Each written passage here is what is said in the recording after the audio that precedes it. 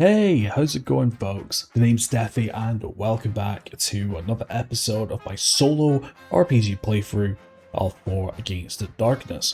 Okay, so in this episode, this is going to be our first proper dungeon with the party that we generated in the last episode.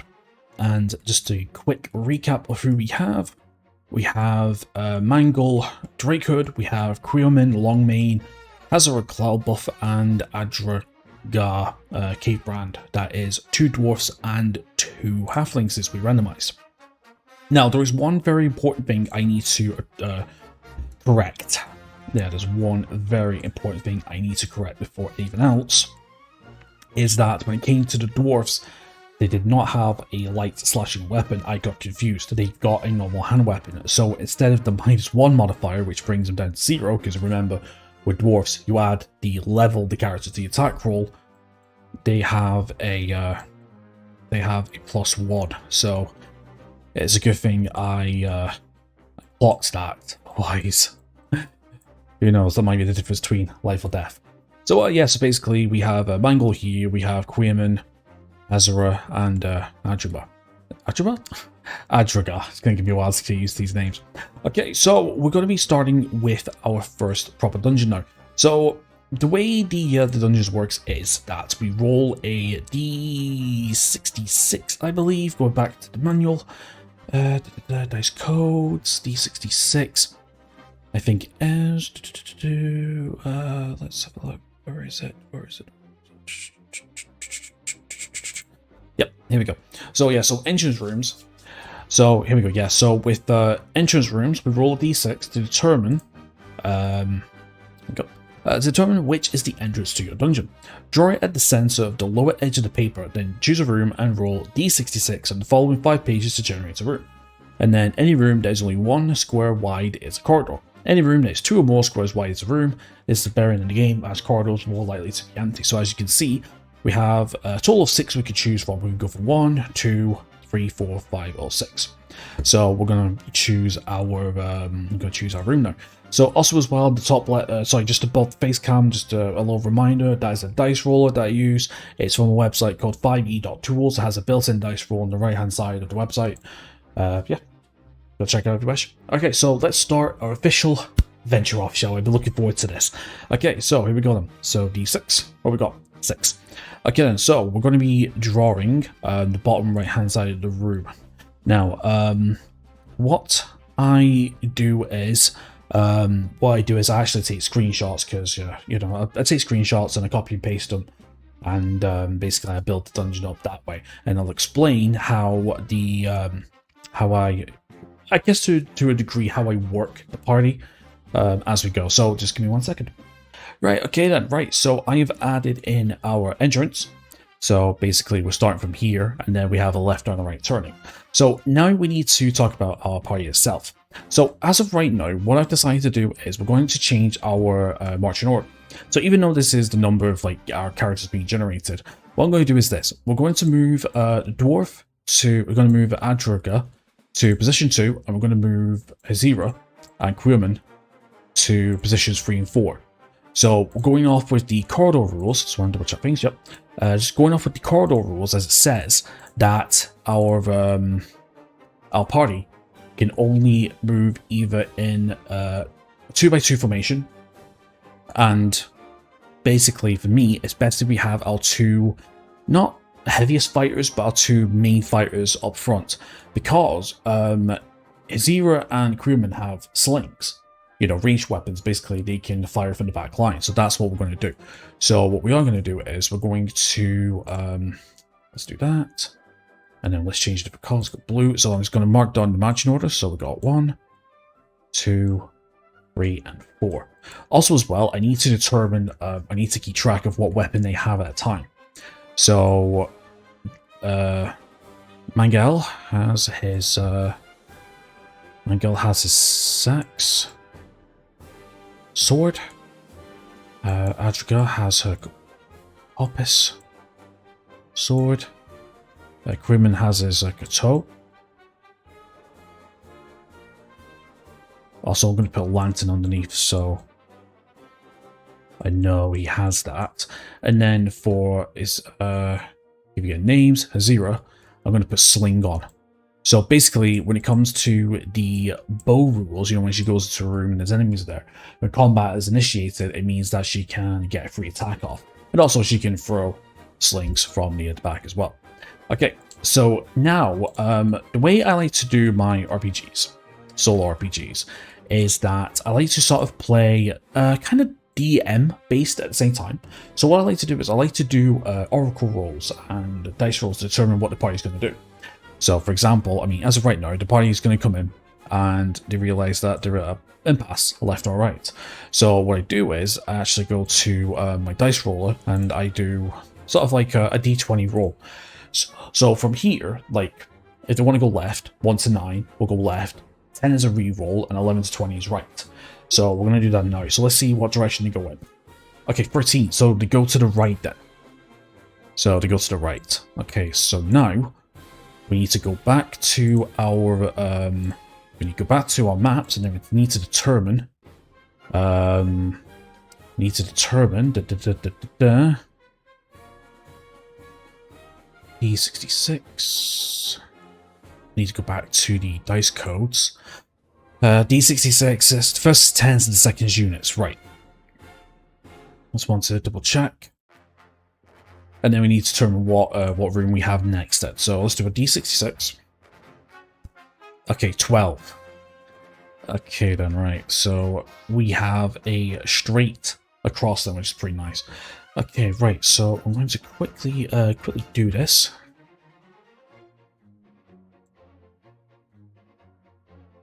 Okay, and then we need to bring back to Paint 3D, and then Control V. So yeah, so basically this is how we're going to like build our dungeon to a degree, and this is why I like Paint 3D, because Paint 3D allows me to sort of layer. It allows me to layer up the dungeon a bit like this, so we can like go 90 degrees, and then boom, there's our door to a degree. Do you know what I mean? Okay, so we have ourselves a straight corridor. So, oh, actually, no, it's a room, isn't it? Yeah, if it's got more than one door, 2 rooms, it's a room. Yeah, okay, so not a corridor. So now, what we need to do is we need to go back to our module, like so. And then what we need to do is we need to go into the room's content rules. So basically, we have a D12 here, as you can see. And we need to roll a 2d6 to determine what it is. I just want to double check. Is it the rooms? Yeah, because we've got rooms and we've got corridors as well, I believe. Yeah, if corridor empty, otherwise you're on the special events table. Treasure find. Yeah, this is not a corridor. Corridors are rooms that have no doors. Okay, so we're going to roll 2d6. We're going to determine what happens. So let's have a look. So we could get an encounter, we could get treasure. What do we got? Okay, 9. Alright, so looking at the module, number 9 is empty. So it's an empty room. So now that we have an empty room, we also have something secret, something else that we can do. So when a room or corridor is empty, maybe it just appears so. You may search a hidden room to determine whether there is something hidden. You might get lucky and find hidden treasures or even clues to the darkest secrets of the dungeon. Rules for exploration are on P53, however, searching is a dangerous activity. The characters slow down, removing the helmets to see better, sheath their weapons to respect things, and the constant tapping the walls and floors may attract unwanted attention. So we're going to move over to page 53. We'll just go all the way down. We can get there. Page 53, page 53, page 53. Page 53, where are you? There we go, searching rooms. So, okay, so all dungeons have secrets. Whenever an empty room is generated, you may decide that it's not the case, and roll on the table below. A halfling may use a luck point to reroll. A room may be searched only once. Mark it with an S. When you search for it. When searching in corridors, roll a -1. Okay, so basically what we're going to do is this. Well, we're going to do another D20 oracle roll to determine if the party wants to search this room. So 1 to 9 is no, 10 is a reroll, 11 to 20 is yes. 1, no. Okay, so the party comes in. So the party comes into an empty room, and they decide that it's straightforward and narrow enough, probably enough in here. Let's move on to the next. So I think we're just going to keep going until we hit a roadblock or a potential dead end. So right, so we're going to roll our next room now. So let's go back to, oh, pardon me. Let's go back to the entrance rooms and let's roll another D66. 5, is that right? No, that's not right. Did I do a D66? Oh yeah, I did, but yeah, it's a D66, but because it's an online dice roller, it's actually classing it, and his thing with a 5e is actually like a percentile dice, but so okay, we can roll again. I was a bit confused then. Okay, 19. Alright, room number 19. Okay, we don't have 19 either, so I'm going to have to re-roll that again. God damn it. This is the annoying bit. 32. Do we have a 32? That's a good question. Yes, we do have a 32, and it's actually quite an interesting one, actually. Right, so let me,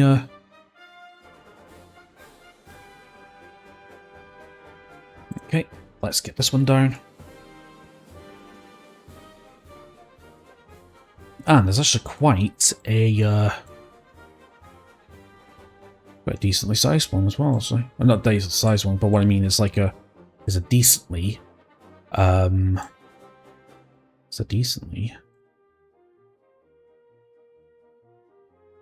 there we go. Okay, so oh, that was a corridor, that wasn't a, yeah, if it's see, this is what I mean by how long I've not played this for.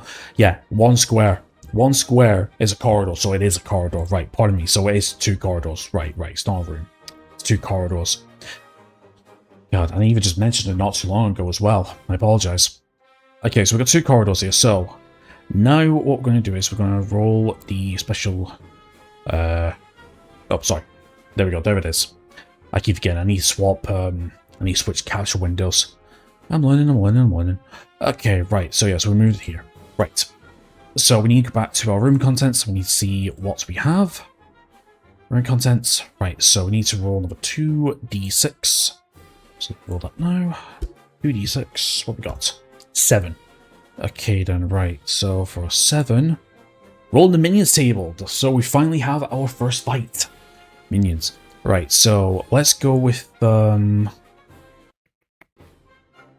minions table. Here we go. Alright, so yeah, so we got a good few minions table. Now, before anything else, I want to check something. Let me go to leveling up for a second. Okay, let me have a look. Just want to see. There's something about minions that I wanted to see about. I'm not sure if it's... Is it minions? Because it says something like if you kill... Hold on. Okay, yeah. If you kill a boss, complete quest, or survive 10 encounters with minions, a character of your choice may attempt to level up. So basically, yeah. So basically, if we survive 10 encounters, now I'm not entirely too sure. Hold on. Chaos, Dragon. Okay, it doesn't mention. So it's just 10. It's just 10 fights with a minion. Yeah. Okay, it's just 10 fights with a minion. Okay, let's go to the minions table. So now we get to roll a d8 to determine what we're fighting. So let's see what we're doing. We're going to get into the first fight in a second. This is going to be fun. Alright, d6. Okay, 1. Okay, so we're fighting 2d... Okay, so we're fighting either d6 plus 2 skeletons or d6 zombies with 50% chance of each. Okay, 50% chance of each. Okay, so what we want to do is we're going to roll d3. So, sorry, d6. So 1 to 3 is the skeletons, and 4 to 6 is the zombies. 5. Okay, so we're fighting zombies then. So we're not done yet, though, because we need to roll a d6 of zombies to determine how many zombies we're fighting. We're fighting 5 zombies. Okay, then, right. So, before anything else, what I want to do is this. Let's get off. Let's get this back on, and we're going to get our thing on. Right, so let me get a screenshot of this. Skeletons, blah, blah, blah. Nice, thank you. 3D. Okay. put this up here so we can keep track of what's happening. Okay then, right. So, actually, hold on. Let me move this down here. And then what I'm going to do is I'm going to move this down to here just to showcase our marching order. Okay, so basically, as you can see, we move in and there's 5 zombies right here. But because we're fighting in a corridor, as you can see, it's a 2 against 2 situation. So this means that we're going to be facing 2 enemies at a time. So if we were to draw our map, we would have, so we've got Miguel and we've got Melgel and Adrica up front. So that's going to be one. No. Let's go. It's going to be from the party's perspective. So let's go 1 and 2, and then we have Quirman and we have Azira at the back, and then we have 5 zombies as I mentioned. So it's going to be we're going to go zombie 1. I'll tell you what, let's do a different color for the zombies. Let's go for white maybe. Yep.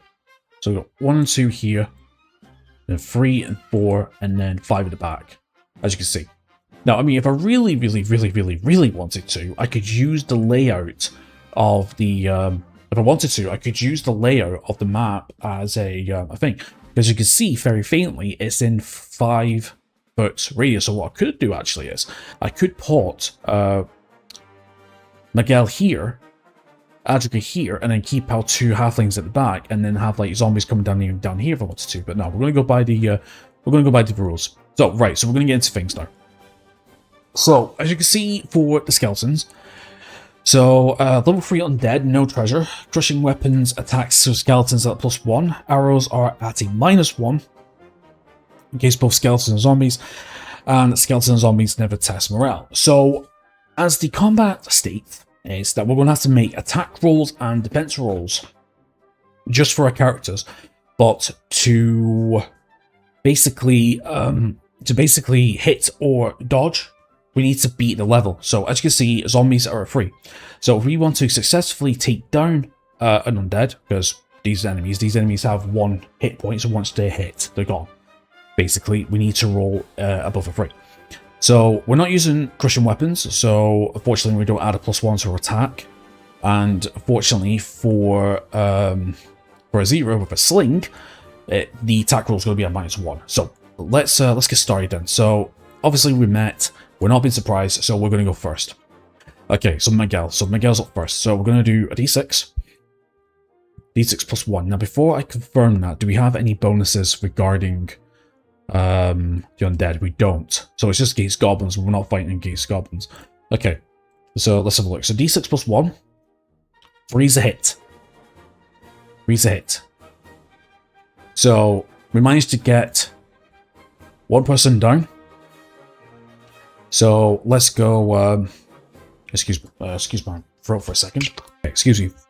Okay, so we've done that. So let's get that out. So zombie 1 is down. Now before we move anything else, let's go on to Adrica now. So she needs to get a +3. Sorry, not +3. She needs to get 3 for a successful hit. So she's a d6 +1. That is a 2. That is a miss. That's a miss, unfortunately. Quayman is holding the sword and a lantern. He can't make an attack because you need 2 hands for the sling, similar to the bow, but has 0 hands. But unfortunately, we're going to go for a -1 on our attack with the zombie rule. So that's a d6 and -1. But she still hits, though. She still hits. Now, because she's attacking from the back, technically she doesn't have a specific target. So, you know, but I'd imagine she'll be attacking the... Now, does it say anything about positions, doesn't it? So I'm just going to say she just attacks enemies 1. So zombie 2 is gone. So they survive 2 zombies, that's fine. So as you can see, so then number 3 comes down, number 4 comes down, and then number 5 is at the back. So now that we've gone for all attacks, the zombies are going to do their attacks now. So we need to do defense rolls now. So we can only do, so because we're man-to-man, 2 people at a time of our corridor, we need to do a d6 +2 for both Miguel, Melgel and for Adrica, otherwise they will lose a life point if they get hit. So we'll start with Miguel first. So we're going to go d6 plus 2, it needs to be a 3, which it does, 7, good. And then we're going to go d6 plus 2, just manages to get the shields up in time and managed to block the wild swing from the skeleton, from the zombies. Okay, so now we're going to go back to our, we're going to go back to attack. Now, obviously as well, because there were 5 of them, if we were to defeat one more, then what would happen is we'd have to do a morale check, see if the rest of the enemies would either stay and fight or leave. But as you can see here with the reaction, always fight to the death, so there's no point in doing a morale check. As it says here, never test morale. Okay, so we're going to go back to Miguel. So Miguel is a d6 plus 1. That is a hit. Beautiful. And then we're going to go back to Adrica. d6 plus 1. 5. That's another 1 down. And then for the final kill with Hazara for a d6 minus 1 for a sling. That's an explosive 6. And that is a GG. Everybody hits. Perfecto. Everybody hits. And the 3 and the 5 zombies go down. Perfect. Now there is one more thing I need to add, so I'll be a second. Hey, right, so I forgot to add a monsters killed sheet just to keep track of who we killed and everything. So I added 5 zombies.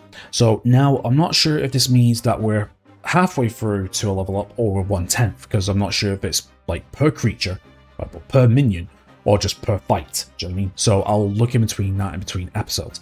Okay, right, so we have done 3 of them.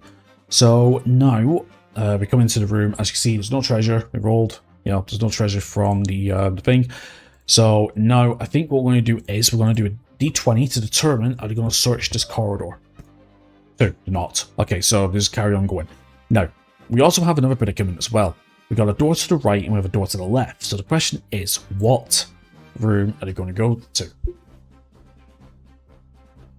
Okay, so they're going to go to the one to the right. So, okay, cool. So they managed to come into here, slaying 5 zombies, and now they're going to come to this room. Okay, then, right. So we need to do. Sorry, there you go. There's the diagram there. Okay, so basically we need to get to another room. So let's go back to our room contents table. Nope, entrance rooms. Cool. And then we're going to roll d66 to see what room we're going to get next. 13. Is that a room that we can use? It is. Oh my god, that's actually a pretty lengthy one actually. Okay, then, right. So let's take a screenshot of this. Sorry, I keep forgetting. I keep forgetting to switch the rooms and stuff. But to be honest, I mean, you're not really missing much. Okay, so they come into room 13. Now we need to go to our room contents table, and then we need to do a 2d6 5. All right, let's see what 5 is. Okay, 5 is empty, but roll on the special feature table. Okay then. Right, so roll on the special feature table, which is down here. Okay, so we have a choice. Hold on. It's a corridor, right? Corridor empty. Yeah, okay, so a special feature in here. So there's a special feature in here. Okay then, right, so we need to roll d6 to determine what it is. So d6, 2. Okay, let's see what 2 is. 2 is a blessed temple. So, a character of your choice gains a +1 on attack rolls against undead or demons.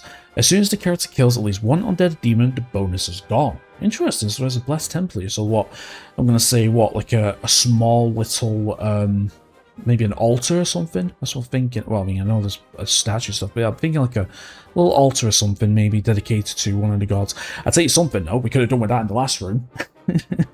Maybe not. Okay, so, who's going to get this then? That's a good question. Who is going to get this? Let's see. We've got a +1 for dwarfs already. And then we have a -1 on Hazara for her, well, both light slashing weapon and her sling. Oh, no. That was against the undead. No, it's a 0. Yeah, it's a 0. It's a 0 on the... It's just a normal d6 for a sling. I think just give it to... Yeah, let's give it to, we'll give it to Melgel, I think. Yeah. We'll give it to Melgel then. Okay then, right, so let's bring this back up then. Yeah, I need to open this up. Thank you, we all good? Yep. Okay, so let's go over to here. Okay, first of all, that can get deleted. We don't need that anymore, thank you. Still in the marching order, that's right. Okay, so let's go for a... yeah, we just got black. Let's go +1. +1, and I'm just going to put you the undead, so I know then. And it's just for one hit, or until we defeat one, right? Yeah, I think so. Okay, let me get rid of this. Delete, thank you. Good night. Okay, perfect then. Right, so... okay, so obviously there's a temple here and there's a few doors. So we're going to do an oracle check to see if they're going to search here. Let's have a look. No, they're not. Still not convinced, so... Okay, right, so now we also have a little bit of predicament as well. By still on page 3D. I am perfect. So, nope, still one thing, Duffy. Where is it? Where is it? Where is it? There we go, thank you. So we still have a little bit of a predicament as well, because you see, we have another room to the left here, and then we have a corridor here. You know what I mean? So, okay, so, we also have 3 other directions that are going to go as well. So I think at this point, let's ask. Let's ask the question. Do the party carry on going forward? 11. Yeah, they do. Okay, so they carry on going forward. So they scout the room out, and they notice they have a door to the left and they have a corridor exit on the other side. So we're going to do a d20. 1 to 9 is the door, and 11 to 20 is the corridor exit. Okay, so they decide to go to the room to the left. Okay, perfect then. Perf. Okay, I think we'll do one more door, and then I think we'll do one more room. We'll call it an episode. Okay, right, so let's go back to here. Let's get this off. Okay, up 1. Okay, so let's see what room it is. 36. Is 36 one? Let's have a look. Do we have a 36? We do have a 36. Interesting. Okay. This is interesting. This is an interesting thing. Now, there is one other thing we do want to ask about the dungeon. The room before, there was a pathway going northwards. Does this room connect to that upper doorway? So 1 to 9 is no, 11 to 20 is yes. No. So this means this is its own unique room then. Okay then. So that's very, very interesting. Okay, let's get this screenshotted done. And then we need to decide how best it's going to be. Or... Okay, Control B. Make 3D. Okay, so how are we going to fit this in then? That's a good question. I think our best bet is probably going to be maybe... I think what's probably best is if we flip this. Like so.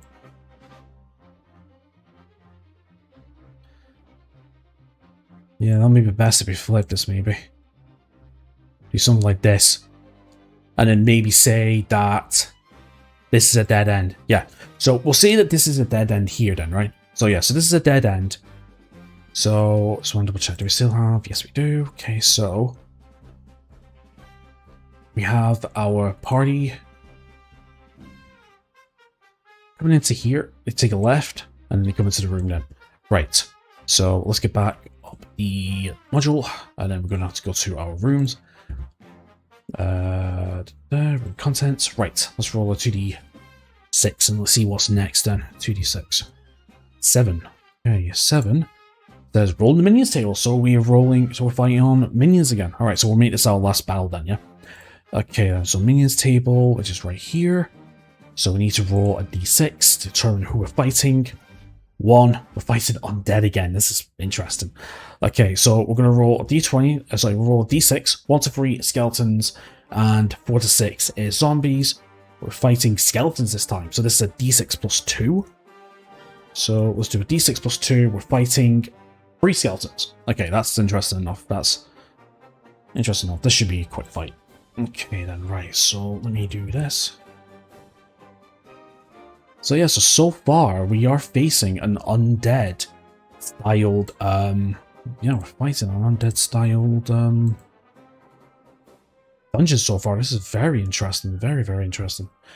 It's a bit crap that we don't have any bludgeoning weapons except for the sling, but actually, that's an interesting thought. I just thought about something in a second. Right, so because we enter a room, right, and this is the important thing, because we've entered into a room, the marching order is back to the line formation here. Now, we did come across a room. Now, normally what we would do is we would get a choice between either attacking or waiting to see what happens. Now, as you can see, the skeleton's reaction is always fight to the death, so we might as well get our attack in first. Okay, so the way this works is now that basically each creature is going to do a man-to-man. So one skeleton is going to attack one person, another one's going to attack the second, and another one's going to attack the third. So right now we have a man-to-man situation, and then we have a zero here with just being the odd one out. Now, when it comes to the battles, remember, we have our sling equipped, so that means we can get our sling in. So if we quickly go to the manual for a split second, if we go to here, and then we go to equipment, and then go to bow, this lets the character perform a single attack even before the monsters can even act when the party's act before the party. Well, yeah. Sorry. This lets the character perform a single attack before the monsters can act even when the monsters act before the party. Then the bow may no longer be used as the monsters and the characters are assumed to be in close combat. The bow user will need to spend a turn to put away the bow and draw another weapon. Okay, arrows consider slashing weapons, and then blah blah blah blah blah, and then we go down to the sling. This works. Oh, this works as a bow, but a -1. Oh, sugar. I did not realize. Did I not put a -1? I didn't. I put a 0. Oh, you. Daffy. You are making mistakes, my friend. You are making mistakes. Let me do something here. Cross that out and put -1. I didn't realize. I did not realize what that was whatsoever. So let me go. Cross that out. Let me put -1. Okay then. Right. Well, actually, I mean, it's -1, but it doesn't make a difference because crushing weapons, which is the sling, I think. Let me just double check to make sure that is true. Crushing weapons. Right. Okay, so the good news is we need to switch over. Okay, there we go. So the good news is basically it's at a +0 now. Okay, so basically we go in, we see the skeletons come to turn towards us. They have a spear, great sword, whatever weapons they have, and they come to us, and Hazira gets a free shot. So we're gonna do a D6. No plus or minus because you know, because of the modifiers and all that. 3 or above. 4, yeah, okay, so she slings one right off the helmet, and she ends up killing one. So the rest of the skeletons and the rest of the party goes in. So with Melgil here, we are going to do a D6 +2 this time because we had the blessing, and it only lasts until we defeat an undead enemy, so it's skeletons. So we're going to do D6 +2, 4. That's enough to take it out. And then Adriga is going to do a D6 +1 and 5, and that finishes off the skeletons. Nice. Just done. Good night. And that clears this room. Perfect. Still flawless up to now. I like it. And then what we're going to do is we're going to go back to here, and then we're going to go with 3 skeletons. Do I have to write? Yes, I do. 3 skeletons. Again, I apologize about my writing, but you know, as long as you can make it out, that's all that matters, right? Okay then, right, so up to now, not bad. Not bad at all. So yeah, so we come into this room, and now we're out of the bypass. We have another door, and we have another door here, and there's always the option to head back into the left direction as well.